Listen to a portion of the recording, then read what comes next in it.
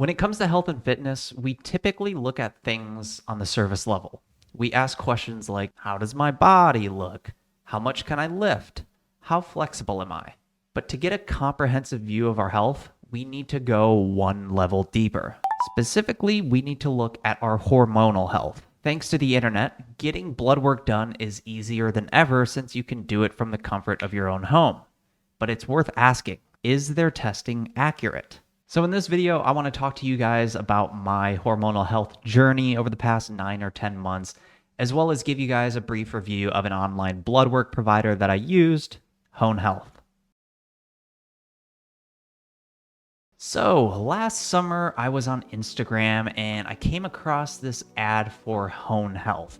It was previously called Peak, if that name sounds familiar, but they have now rebranded as Hone Health. The test was cheap. It was only $45, so I figured it was worth a shot. And the process was pretty straightforward. They mail everything to you. You have a little finger prick. You draw out blood onto a piece of paper, and you mail it in, and you get your results. So I did all of that, mailed it in, got my first results, and it was 385.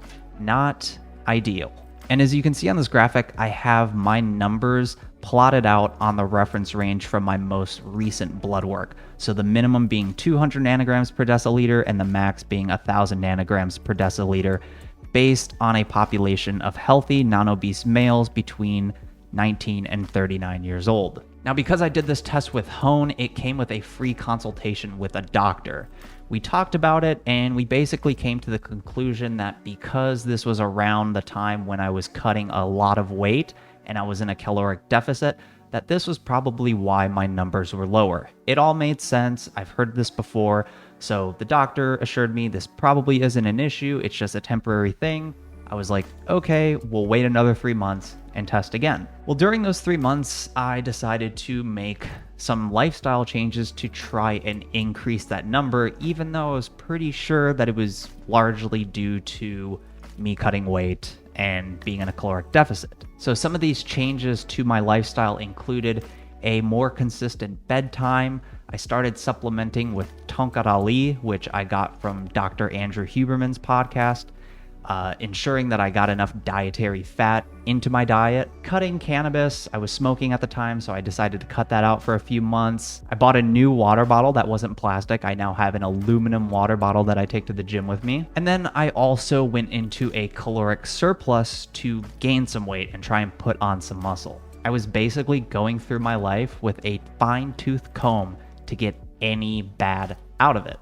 And I'll be honest, this did feel a bit extreme, considering my lifestyle was already pretty good at the time. I mean, I was exercising regularly. I never really drink alcohol ever. I eat well. My resting heart rate is pretty low. But somehow, my numbers were going down. But I figured it was worth a shot. So I did all of that consistently for 3 months and got tested again.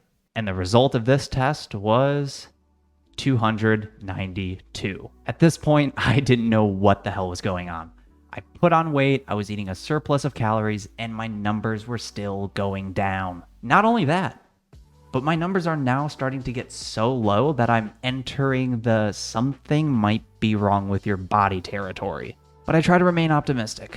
I thought maybe this was just a weird test. It does happen sometimes. So I stayed around maintenance calories, and I decided we'll try again in 3 months.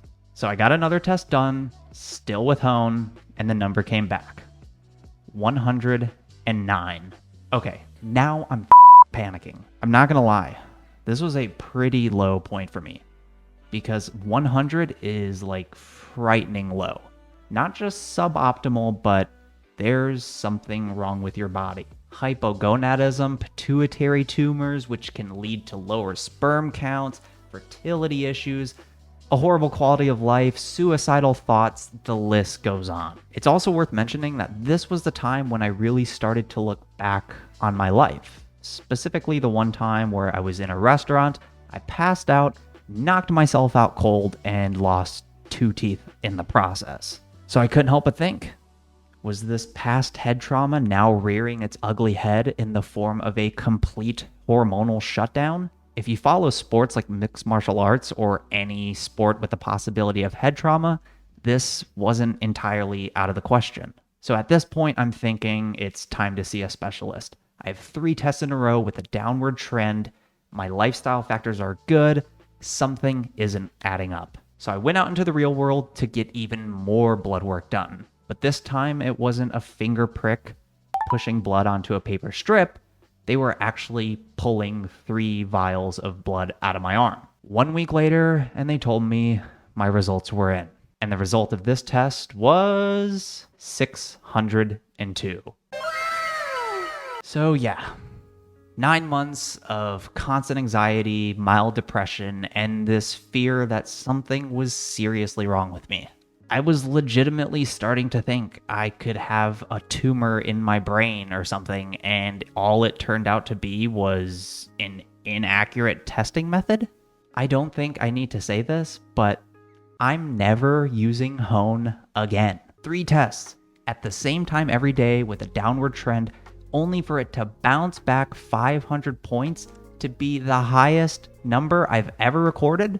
But I will say one positive note on Hone is if you mess up your test, they'll send you a replacement kit for free, but that probably costs them like 80 cents. So now that we have Hone and their blood tests out of the way, I want to give you guys some tips on how to change your lifestyle to optimize your own natural testosterone production. So the first one would be don't be fat, but also don't be too lean. As I mentioned earlier, I did get very lean, and that is going to crash your testosterone levels. I won't know my true level at that time because I did my test with Hone, but this is a well-known thing, especially within the bodybuilding community. As great as they might look on stage, they're tanking their testosterone levels. It's not good for you, so you don't want to be too lean either, as well as not being too fat. You want to be right in that sweet spot, 15% body fat, so keep that in mind. The second lifestyle tip would be don't drink alcohol or really limit your consumption of alcohol. Not only does alcohol negatively impact your training, and your training is going to negatively impact your testosterone, but alcohol itself just isn't very good for testosterone. Obviously, if you're having a glass of wine here or there, not a big deal, but if you're regularly drinking every single night, or you binge drink on the weekends at parties and you have low testosterone numbers and you're not sure why, that's a good place to start. The third lifestyle factor to address is sleep. And this isn't just for testosterone, this is just for general health. Make sure you're getting your sleep. Aim for like 7 to 8 hours of sleep. If you're getting like 4 or 5 consistently, you're getting blood work done, your testosterone is low, don't jump to any sort of medication. Really get your lifestyle in check first. Make sure you're getting enough sleep. It's important. The fourth lifestyle factor would be to exercise or do some sort of resistance training, do calisthenics, get out there, get your body moving. This one study looked specifically at physical activity and its effect on testosterone, and they found after the program, serum testosterone levels were significantly increased. Serum testosterone levels in the high physical activity group were significantly higher than those in the low activity group. Our results suggest that an increase in physical activity greatly affected the increased serum testosterone levels in overweight and obese men during lifestyle modification. So get out there, get active. It's good for you and your hormones. The fifth lifestyle factor is eat your dietary fats. Avocado, olive oil, lard, cook with healthy fats because your body needs them and it is very good for maintaining your hormonal health. The typical recommendation is around 0.3 grams per pound of body weight, but if you're doing something like keto, that's probably going to be like 50 grams. The sixth lifestyle factor would be just a couple of supplements that have been known to help with testosterone optimization.